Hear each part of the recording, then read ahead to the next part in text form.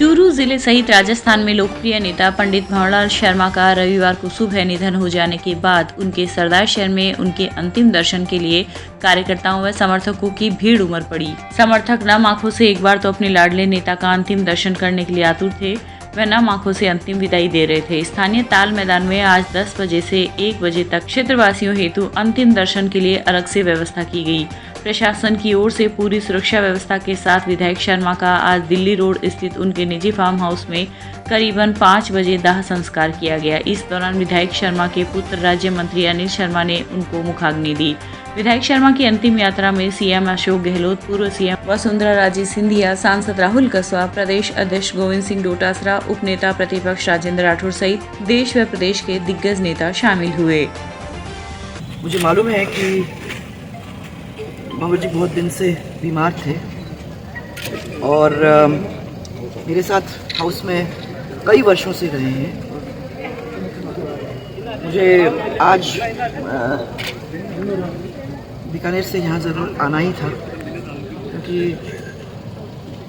बहुत सालों का साथ था। इसलिए ज़रूरी था कि मैं एक दफ़ा आके यहाँ उनको श्रद्धांजलि अर्पित करूँ, उनके परिवार से मिलूँ, उनको सबको ढांढस बंधाने का काम करूँ। मेरी ओर से मैं अपने श्रद्धांजलि अर्पित उनको कर माँ जी की कमी में बहुत खलेगी, राजस्थान पूरे को खलेगी। एक माइंड सही बात है, ये इनकी बहुत बड़ी खासियत थी जो बहुत विरले कम लोगों में मिलती है। मैं समझता हूँ कि पंडित भंवरलाल शर्मा की जितनी खूबी, एक दिन मेरा पिछले ट्रम में मैं गंगानगर जा रहा था और जोधपुर से एमपी इलेक्शन की बात है, इसी एमपी इलेक्शन की, तो रात को मैं सरदार सर से जा रहा, मैंने फ़ोन किया कि नहीं आपको यहाँ रुकना पड़ेगा, तो मैं उनके घर पे रुका, पास में बैठ करके खाना खिलाना और पूरी तसल्ली के साथ में पूरी राजनीति की बात करना, पूरे क्षेत्र की बात करना, अपनी बात करना। और मैंने वहाँ पर देखा जितने लोग आ रहे थे वो सबको नाम से जानते थे। ये जो उनकी एक खूबी थी, मैं समझता हूँ कि ये बहुत कम लोगों में मिलती है। तो पंडित जी का मैं बहुत ही आदर और सम्मान करता था। मैं खुद जब ये अस्वस्थ थे तो घर जाके मैं और मुख्यमंत्री जी खुद मिल कर के आए थे और अभी भी कुछ दिन पहले तक बात होती रहती थी। उनकी आवाज़ थोड़ी अस्पष्ट ज़रूर आती थी, लेकिन उनका जो आशीर्वाद था वो मिलता रहता था। मतीरा लेकर के मेरे घर में जब मैं प्रदेश अध्यक्ष बना और मैं जो मंत्री था तो खुद आते थे। मैं कहता पंडित जी मैं आ जाऊँगा, कि नहीं मैं आऊँगा, और मतीरा लेकर के वो स्वागत करते हुए आते थे। तो उनका ये जो प्यार और आशीर्वाद है वो हमेशा हमें मिले। पंडित भंवरलाल शर्मा पूरे जीवन पर्यंत समाज की सेवा करते रहे। राजनीति के माध्यम से उन्होंने पूरे प्रदेश में नहीं बल्कि पूरे देश में नाम कमाया। हमेशा 36 कौमों को साथ लेकर के चलते थे। गरीब को गणेश मान करके उन्होंने सेवा की और 7-7, 8-8 बार एमएलए रहना, मंत्री रहना, उसके बावजूद भी वो साधारण से साधारण कार्यकर्ता के साथ में, मेलजोल के साथ में, उससे प्रेम से उसका काम करते थे। और सरदार शहर क्षेत्र के विकास में उन्होंने हमेशा सरदार शहर को अग्रणी पंक्ति में खड़ा किया विकास के मामले में। ऐसे नेता का जाना कांग्रेस के लिए नहीं बल्कि पूरे प्रदेश के लिए अपूर्णीय क्षति है। मैं समझता हूँ कि ऐसे मौके पर हम पंडित भंवरलाल शर्मा साहब को की आत्मा की शांति के लिए ईश्वर से प्रार्थना करते हैं और उनके परिवार को हम लोग ईश्वर से कामना करते हैं कि इस दुख की घड़ी सहन करने में उनको शक्ति प्रदान करें। पंडित भंवरलाल शर्मा जी के साथ में मुझे काम करने का मौका मिला। पिछली विधानसभा में हम साथ थे। हमेशा इस उम्र में भी हमेशा राजस्थान की विधानसभा में आना, और जिस दिन वो नहीं आते थे, मैं मुख्य सचेतक था, तो पहले दिन कहते थे कि डोटासरा जी मैं कल इस वजह से नहीं आ पाऊँगा, अनुशासन के साथ में। और जब भी वो राजस्थान की विधानसभा में जाते हमेशा सरदार शहर क्षेत्र के लिए, विकास के लिए, इसकी लोगों की समस्याओं के समाधान के लिए, किसानों के लिए, गरीब के लिए, पीड़ित के लिए वो हमेशा अपने आप को समर्पित उन्होंने रखा पूरे जीवन के लिए। एक बेबाकी के साथ में अपनी बात कहने में उन्हें कभी कोई हिचक नहीं हुई। वो अपनी बात कहते थे, चाहे पार्टी का प्लेटफॉर्म हो, चाहे कहीं भी हो। और एक समाज विशेष की बागडोर उनके हाथ में वर्षों तक रही, लेकिन उनकी एक खूबी थी कि उस समाज के अलावा भी सर्व समाज की वो बात करते थे और सर्व समाज के कल्याण की वो बात करते थे। ये जो उनमें खूबी थी, ये उनको और ज़्यादा महान बनाती। लंबा पीरियड आपने बड़े वाली अनिल जी कितनी खिलाते हैं। हम जाते थे 50-50 कटोरियों के साथ में, बिना भोजन कोई आ नहीं सकता। और राजस्थान की विधानसभा में हमने किसानों के कर्ज माफी को लेकर के 3 दिन धरना दिया था। तीनों दिन पंडित भंवरलाल शर्मा जी के यहाँ से खाना आता था और बड़े बड़े टीपन, 4-4 फुट की टीपन, मैं समझता हूँ, मैंने तो मेरे जीवन में नहीं देखा, उसी वक्त देखा। भाजपा की राष्ट्रीय उपाध्यक्ष एवं राजस्थान की पूर्व मुख्यमंत्री वसुंधरा राजे ने कहा है कि गहलोत सरकार हर मोर्चे पर फेल हो रही है और तहमत मोदी सरकार पर लगा रही है, जबकि उन्हें अपनी सरकार की समीक्षा करनी चाहिए। राजे आज चूरू जिले के गांव बम्बू में पूर्व सरपंच स्वर्गीय भंवरलाल ज्याणी के मूर्ति अनावरण कार्यक्रम में बोल रही थी। उन्होंने सरदारशहर विधायक पंडित भंवरलाल शर्मा के निधन को अपूर्णीय क्षति बताया और श्रद्धा सुमन अर्पित किए। उन्होंने कहा कि राजनीति में सेवा देते हुए बहुत साल हो गए, लेकिन राज्य की जनता मेरी पूंजी है। राजे ने कहा कि उन्होंने राज्य के विकास में सकारात्मक प्रयास किए। देवी देवताओं में हमारी आस्था है, तो इनके केंद्र बिंदु सालासर बालाजी के दर्शन के लिए आने वाले श्रद्धालुओं को परेशानी न हो, इसलिए मार्ग विकसित किए। लेकिन बीते 4 सालों में प्रदेश का विकास ठप हो गया है। सड़कें हम बनाते हैं, रगड़ते ये हैं। हमने कर्जा माफ किए, लेकिन इनके कर्जे माफी के वायदे आज तक पूरे नहीं किए गए। इस अवसर पर पूर्व सांसद राम सिंह कसवा, पूर्व सांसद कर्नल सोनाराम, पूर्व विधायक खेमाराम मेघवाल आदि मौजूद रहे। छोटे मोटे नहीं है, आपने तो मालूम क्या करा, इतने सारे लोग और इतनी संख्या में यहाँ आ गए। ये आपका जो प्यार है, जो प्रेम है, यही मैं मानती हूँ हमारी ताकत है, यही हमारी ताकत है। और हमारा पेट तो क्या है, हमारा ये तो हमारा, मैं इनके पीछे तो मरती हूँ, क्या करें। एक्चुअली मैं आपको ये बता दूं कि मेरा बहुत बड़ा सौभाग्य है, राजनीति में मेरे बहुत दिन हो गए। 20 साल से तो राजस्थान की सेवा, 25 साल तो राजस्थान की सेवा में हो गए। परंतु मेरा सबसे बड़ा जो मैं समझती हूँ कि एक सौभाग्य है और मेरी पूंजी है, वो ये जो प्यार आप लोग सबने एक परिवार के रूप में मुझे दिया है, वो सबसे मेरी अमूल्य पूंजी है। आप तो ये प्यार देते रहोगे हम लोग सबको, हम लोग दौड़ते रहेंगे, आप काम करवाते रहो, जितना काम कराना है बस हाथ देते रहो सिर के ऊपर, प्यार करते रहो हमको, और जितना दौड़ाना है उतना दौड़ाते रहो, वो तो हम करने को भी तैयार। हमारी सरकार का हमेशा जो भी जन कल्याण के काम होते हैं, उनका ध्येय है, चाहते हैं कि जितना हम जन कल्याण और आदमी को खुश करने के लिए उनके काम अपने क्षेत्र के जो जरूरी होते हैं उनको करने के लिए हम कितनी मदद कर सकते हैं, उसके लिए हम सब लगते हैं। चूरू के जिले के अंदर सालासर धाम से तो आप लोग सब वाकिफ तो हो ही, पूरी दुनिया वाकिफ। और इस देश में, इस देश भर के श्रद्धालु यहाँ आते, मैं खुद ही एक छोटी सी अनुयायी हूँ उनकी। मैं भी मंगलवार के जब तक उनके दर्शन नहीं होते, और वो पंडित जी मेरे करवा देते हैं, जब तक उनके दर्शन नहीं होते तो मेरा दिन पूरा नहीं होता है। परसों के दिन शरद पूर्णिमा थी।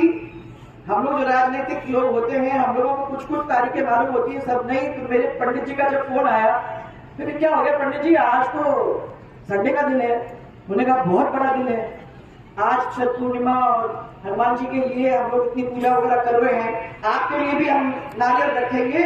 मैंने कहा आज मैं बिगाड़े के दौरे पे निकल ही रही हूँ, और सालासर भगवान का आपने मुझे दृश्य दिखाकर मेरे को आशीर्वाद दिला दिया। इससे बड़ी चीज क्या हो सकती है।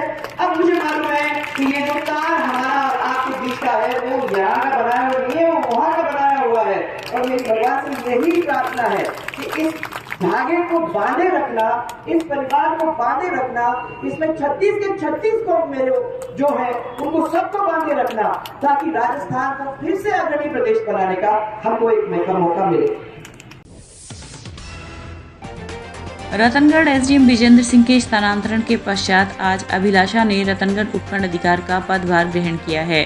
पदभार ग्रहण करने के बाद नव पद स्थापित एसडीएम का अभिनंदन भी किया गया। इस मौके पर एसडीएम ने कहा कि उनकी पहली प्राथमिकता यह रहेगी कि आमजन को सरकार द्वारा संचालित फ्लैगशिप योजनाओं का लाभ मिल सके और सभी विभागों से समन्वय बैठाकर आमजन के हित में कार्य करना है। इसके पश्चात एसडीएम ने अधिकारियों की बैठक ली तथा आवश्यक दिशा निर्देश दिए। इस अवसर पर तहसीलदार बजरंग लाल पुलहरी, नायब तहसीलदार चुन्नी लाल सहित कई अधिकारीगण मौजूद थे।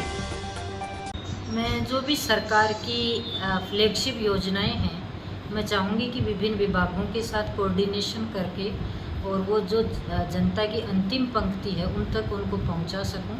साथ ही जो भी जनता का होने लायक काम है उसके लिए मैं चाहूँगी कि वो हमारे कार्यालय में किसी प्रकार के अनावश्यक चक्कर नहीं लगाएं और उनका काम समय पर हो जाए। पंडित मधुकर गौड़ सार्थक साहित्य संस्थान मुंबई की ओर से नगर श्री चूरू के प्रांगण में आज साहित्य समारोह आयोजित किया गया। इस अवसर पर बीकानेर के रवि पुरोहित को पंडित मधुकर गौड़ सार्थक साहित्य सम्मान 2022 दिया गया। सम्मान स्वरूप साहित्यकार को शॉल, श्रीफल, स्मृति चिन्ह एवं 11,000 रुपये भेंट किए गए। इस मौके पर पाना देवी, कमलेश गौड़, डॉक्टर सविता इंदौरिया आदि ने मंचस्थ अभ्यागतों का स्वागत अभिनंदन किया। इस दौरान डॉक्टर रामकुमार घोटड़ व पूर्णिमा मित्रा द्वारा संपादित लघु कथा संग्रह का लोकार्पण भी हुआ। साहित्यकार विश्वनाथ भाटी ने पुस्तक राजस्थानी लघु कथाओं की समीक्षा की। कार्यक्रम की अध्यक्षता करते हुए साहित्यकार डॉक्टर मदन सैनी ने कहा कि मधुकर गौड़ का मातृभूमि के प्रति प्रेम श्रेयस्कर था। वे मुंबई में रहते हुए भी राजस्थानी हिंदी भाषा के साहित्य के लिए समर्पित रहे। परिजनों द्वारा उनकी साहित्य सेवा को परंपरा निर्वहन के रूप में जारी रखना श्लाघनीय है।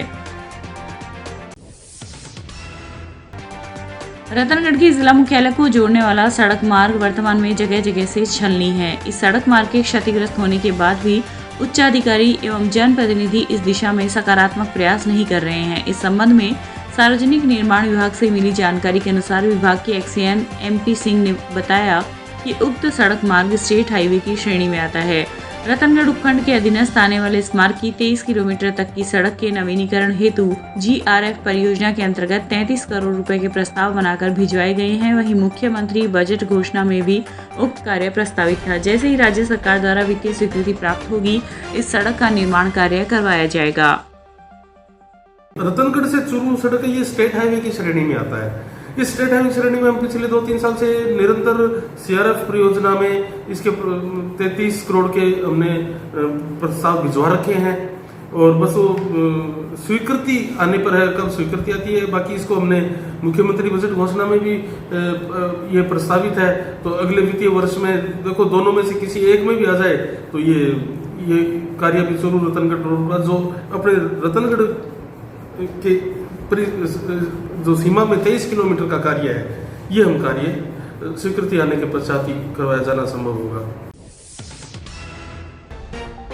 राजलदेसर के बस स्टैंड स्थित ठाकुर जी के मंदिर में शरद पूर्णिमा के अवसर पर विशेष झांकियां सजाई गई। पंडित दुर्गादत्त दाधीश ने बताया कि इस 200 वर्ष पुराने मंदिर में जो भी अपनी मनोकामना लेकर आता है उसकी मनोकामना पूर्ण होती है। उन्होंने बताया कि पहले मंदिर के अंदर सुबह 4 बजे से लेकर 9 बजे तक महिलाओं और पुरुषों की कतारें लगी रहती थी, लेकिन समय के साथ साथ इंसान भी बदल गया है। हर हिंदू को धर्म के अनुसार प्रातः 4 बजे उठकर मंदिर अवश्य जाना चाहिए, जिससे धर्म के प्रति आस्था बढ़ती है और भगवान उनकी मनोकामना को पूर्ण करते हैं। जी की असीम कृपा से, पूर्वजों के आशीर्वाद से, हमारे दादेश बंधु के जन्मस्थली में दादा ठाकुर जी का मंदिर इसकी 200 वर्ष करीबन पूर्व स्थापित हुआ था। आज हमारे सभी परिवार यहाँ से अलग अलग मकान बना के अपना निवास कर रहे हैं, परंतु हृदय से वो सब यही है, यहीं से उनका जन्म हुआ है, यहीं से उनको आशीर्वाद मिला है और यही उनकी कृपा है। तो आज शरद पूर्णिमा के इस पावन पर्व पर हम सभी बैठ करके मिलजुल करके इस भगवान की आरती पूजा करते हैं। हमें विश्वास है कि इनका आशीर्वाद सदा हमारे परिवार के ऊपर, हमारे कुटुंब के ऊपर बना रहेगा।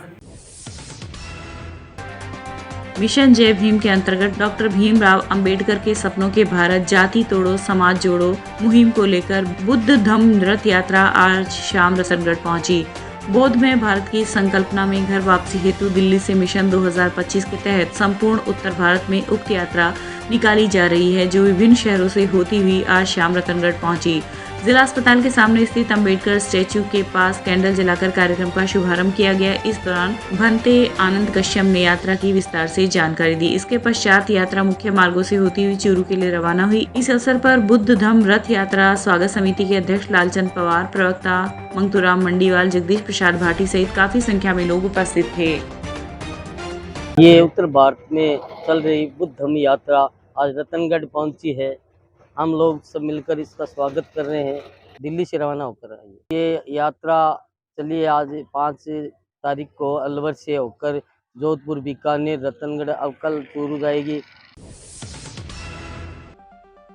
लायंस क्लब चूरू, जिला अंधता निवारण समिति एवं MRS के सहयोग से व गौरी शंकर एंड निर्मला अग्रवाल फाउंडेशन चूरू के आर्थिक सौजन्य से चूरू के राजकीय बच्छावत नेत्र अस्पताल में आज मोतियाबिंद नेत्र ऑपरेशन शिविर का शुभारंभ किया गया।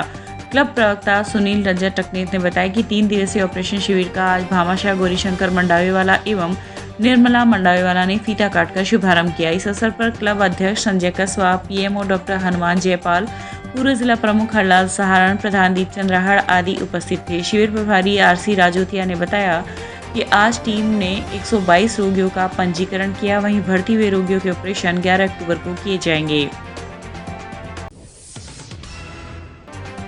नेहरू युवा केंद्र चूरू युवा कार्यक्रम एवं खेल मंत्रालय भारत सरकार द्वारा प्रस्तावित पूरे भारत में क्लीन इंडिया 2.0 का आयोजन 1 अक्टूबर से 31 अक्टूबर तक सुनियोजित है, जिसके तहत जिला युवा अधिकारी MR जाखड़ के निर्देशानुसार आज रतनगढ़ ब्लॉक प्रभारी कमल स्वामी ने गांव भूजासर के भगत सिंह युवा मंडल के युवाओं के साथ मिलकर क्लीन इंडिया 2.0 का पोस्टर विमोचन किया। इस दौरान उपस्थित लोगों ने जीवन में स्वच्छता का पालन करने और स्वच्छता के प्रति अपनी पूर्ण जिम्मेदारी निभाते हुए जीवन पथ पर आगे चलने की शपथ ली। इस अवसर पर युवा मंडल के पदासीन उपाध्यक्ष कुलदीप सिंह, महासचिव विष्णु स्वामी, सचिव नंदराम मेघवाल आदि उपस्थित रहे। जिला मुख्यालय पर आज 14वीं जिला स्तरीय खेलकूद प्रतियोगिता का शुभारंभ किया गया। कार्यक्रम की अध्यक्षता कर रहे हुणताराम ईसरान ने कहा कि मैं लड़की हूँ, लड़ सकती हूँ और आगे बढ़ सकती हूँ। मैं मेरे देश दुनिया में भी अपने परचम लहरा सकती हूँ। ये विचार एक बालिका में होने चाहिए। इस मौके पर अतिथियों द्वारा विजेता खिलाड़ियों को पुरस्कार देकर सम्मानित किया गया। इस अवसर पर मुख्य जिला शिक्षा अधिकारी संतोष मेरसी, विजेंद्र दादीश, निर्मला गहलोत आदि ने अपने विचार व्यक्त किए। चूरू में जिला स्तर की कस्तूरबा गांधी आवासीय विद्यालयों की खेल कूद प्रतियोगिता का आयोजन प्रारंभ हो रहा है। इसमें हमारे 7 ब्लॉक से जो कस्तूरबा गांधी आवासीय विद्यालय है उनकी बालिकाएं जो है वो विभिन्न प्रकार के खेलों में भाग लेगी। इन खेल में चयन होने के पश्चात इनमें से एक जिला स्तर की टीम का गठन किया जाएगा। वो कस्तूरबा गांधी आवासीय विद्यालय जिला स्तर की टीम होगी जो आगामी रतनगढ़ में गत वर्ष की तुलना में इस वर्ष सड़क दुर्घटनाओं का ग्राफ बढ़ा है, लेकिन मौत के आंकड़ों में कमी आई है। यदि घायलों की संख्या पर नजर डाली जाए तो गत वर्ष की तुलना से दोगुनी हो गई है। पुलिस अधिकारियों की माने तो यातायात नियमों की अवहेलना एवं ओवरटेक सड़क दुर्घटनाओं का मुख्य कारण है। इस वर्ष 37 सड़क दुर्घटनाओं में 22 लोगों की अकाल मौत हो चुकी है तथा 62 लोग घायल हुए हैं, जबकि गत वर्ष पुलिस के आंकड़ों में 30 दुर्घटनाएं दर्ज हुई थी, जिसमें 27 लोगों की मौत एवं 28 लोग घायल हुए थे। उक्त घटनाएं मेगा हाईवे एवं हाईवे पर अधिक हुई है। पुलिस प्रशासन द्वारा दुर्घटनाओं की कमी लाने के उद्देश्य से जन जागरूकता अभियान भी संचालित किए जाते हैं और आम जन से यातायात नियमों का पालन करने के लिए आह्वान भी करते हैं।